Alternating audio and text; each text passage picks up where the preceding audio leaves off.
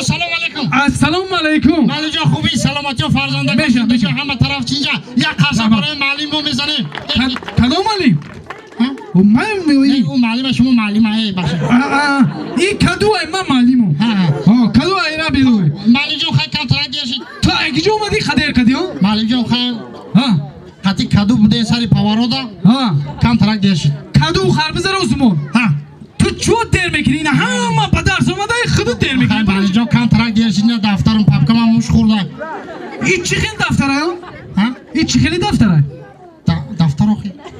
آخه برای چی در میکنی؟ چی میزنی؟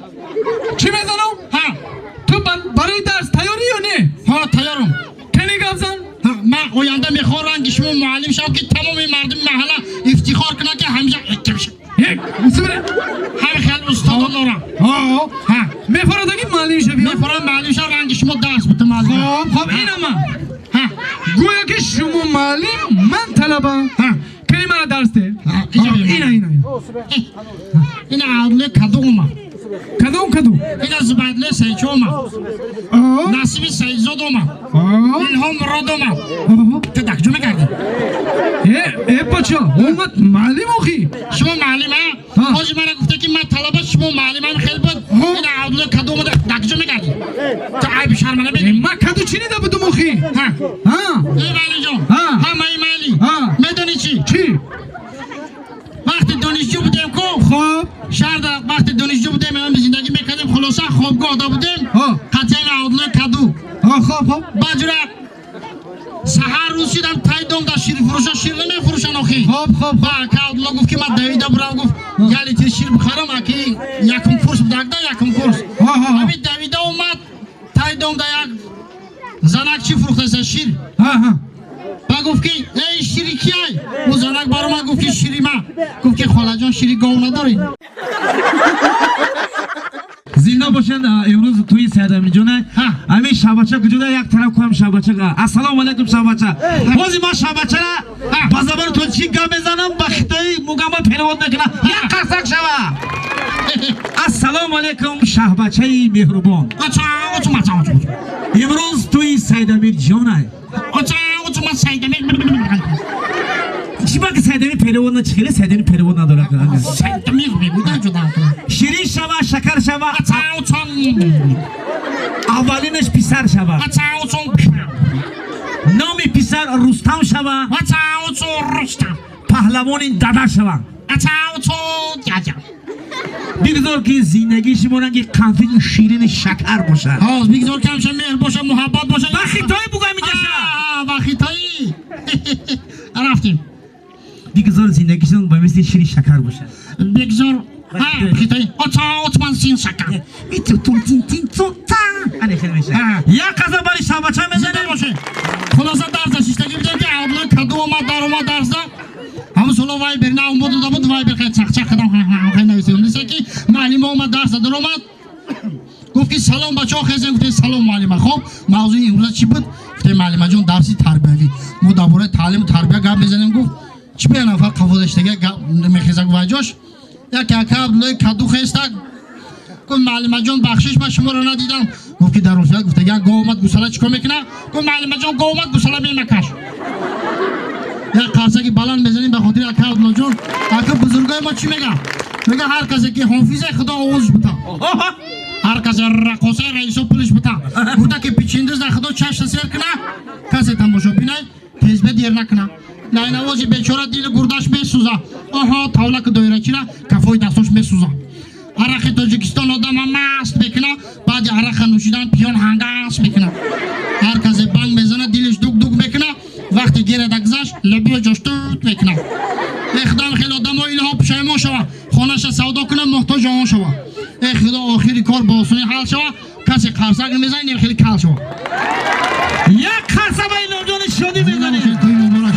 بزار در گوشه های بهترین زندگی پرواز کنه شبچه زندگی مثل اصلا شیرین و بلازداد باشد یک قرصک دیگه به خاطر شبچه در آخر ما این شبچه چی میگه در آخر ما من گفتن اونا که در این معرکه به خاطر برادر قدردان اکه عبدالله کدو در این جمعه تشریف آوردیم یک قرصه به خاطر عبدالله کدو بزنیم زینا خیلی بخشید روشگی درنگ پامیدوری بخیر نگه پخته پکیدگی منو زینا خیلی بخاطر داخل دیره ای به خودت گفتی که مرا کدو میگم زنده باشی توی مبارک شما شما دیلم جون یک قرصق شب بخاطر بودن سربالا موشی سربالا باشه زنده باشه ابی خربا وقتی که دانشجو بود دوشنبه ساعت 12 شب مست داره رفته است یکی طرف اسفندیار میگه که هی اینا دیسکوتک بیا بریم رقص میکنیم خلاصا میرم 2 ساعت رقص میکنم 2 ساعت پاش خربان باهاش میاد نگاه میکنه تا تای سویتافور رقص کسیم یک قرصک میزنیم زنده باشه سربالا باشه کم کم شوخی کردگاه میزنیم یک قرصک دیگه میزنیم مرحمت دامو درس رازنیم با گروزه خیش نشینه کم کم شوخی کردگاه میزنیم زنده باشه قرصک و سوز حالا یک قرصک برک میکنیم دیگه بچه کوی طرف دخترک طرف قرصک برک حالی سراسیمه نشم سراسیمه نشم حالی یک قرصک برک میشه اگر دخترها و بچه ها اگر دخترها جای یکم میگیره بچه ها کلوچای دخترها اگر بچه ها جای یکم میگیره دخترها سیگارتی بچه ها احترام نخواهش بگین گل دخترک ها خوارک ها مادرک ها یک قرصه باری بچه ها رفتیم میبخشی برچه که من نربادا نگفتم دو شروع نرهمه تیاره 38 تا کش قدی رفتیم زنده باشین سربان باشین کم کم شوخی کدگاه میزنیم قربان وقتی که میگه خانه شده میداره کم کم مست های با پدرش میگه آخه قربان جان من کجای خواستگاری میرم هیچ که دخترش نمیته اما میگه که بچه تو مای مینوشه عرق بخیرن شراب بنوشه فلان بهمدان کجای میرم نه بچه تو نمیشم خلاصه اقلا 1 سال ننوشاخی مردم بگه که خیلی سال شده بس کرده من جا خواستگاری برم دخترش بوده قربان میگه من یا تجان من دیگه پگه عموما نمینوشم خلاصه پگه شب میشه ساعت 12 شب قدی حسیفا شب نشین داشته میزنم مست ساعت 12 شب میاد خانه ده میدونه که پدر مادرش خواب آز تاگ میدونه میگه که حرمت چکل کنم که پدرم نفهمه آز تاگ کوخنی میره که میبینه خربوزه موندگی قربان مست میگه من خربوزه را میکشم میخرم پدرم سهر بینه میگه که آه بچه می شب مست نیامده هشار بوده خلاصه خربوزه را میکشم میخرم میره خام میره سهر پدرش میگه قربان جان این ناشرگی چرا با مست آمدی میگه نه پدر جان من شب هشار بودم او چخیلی هشار بودی چخیلی اثبات بکنی که هشار بودی میگه پدر جان من ساعتی 12 شب اومدم خواب شما خواب بودی کوخلی ده دیدم یه خربوزه ماندگی کشتم خوردم اومدم خور رفتم این ناشرگی چرا طوری فرزنده خربوزه در بالکن بود شما تو کدو را خورده ای یک قرصک میزنیم زنده باشه شوخی کدگاه میزنیم اینطور که همیشه خرسندی باشه یک فهم باشه مهر باشه محبت باشه ولی از زمانه ایش دیگه که مردم بازار ده میدارن مالای خیتوی چخیل بیسوش دیگه هم من میخرم میپوشم اهمیت نمیده که چی ده ایساندگی وای ما کده رفته است کروان ده یا پادسانه کدیده پوشیدگی پیش ده خیتوی نه ایساندگی گفتم می برادر تو میدونی که چی ده ایساندگی ای نامی فیرما گفتم این نامی فیرما نیست اینا بخونو پروات کنم بتم تا گفت که ها بخون نه ایساندیم دوجا خونه کی نه ایساندگی آچا مازا перевод کردیم نویسندگی که این فوتبال که برای زنکای هم میلاد داد یک قرصک میزنیم زنده باشین کسی که حافظ خدا آواز بودم هر کسی رقاصه رئیس پلیس بودم کودکی پیچیندز در خدا چشم سیر کنه کسی تماشا بینن چشم گیر نکنه نه نوازی بیچاره دیل گردش میسوزه آها تولک و دایره چیره کفای دستاش میسوزه عرق تاجیکستان آدم مست میکنه بعد عرق نوشیدن پیان هندست میکنه هر کسی بانگ بزنن دیلش دوک دوک میکنه وقتی گیره رکزش لبه جاش دوک میکنه اخدا میخیل آدم لاب شما شوا خونش سودا کنه محتاج ما شوا اخدا آخری کار با آسونی حل شوا کسی قرصک میزنه سرش نمیخیلی کال شوا زنده بسیار میگه فرقتی مراد در خدمت ما و شما برادری قدردان کی بین آوزا ای نه کمان جده بیاره تا باید چیه بگی؟ حسدی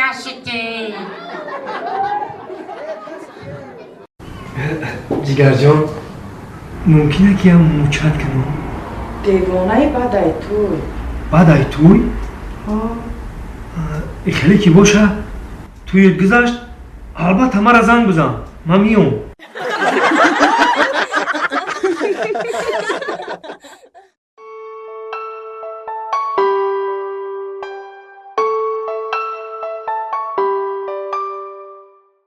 چه فکر داره؟ ها؟ میگم چه فکر داره؟ چی فکر دارم؟ چی فکره که خودت کردی کجا؟ من هم فکر دارم رفت شب بیمانی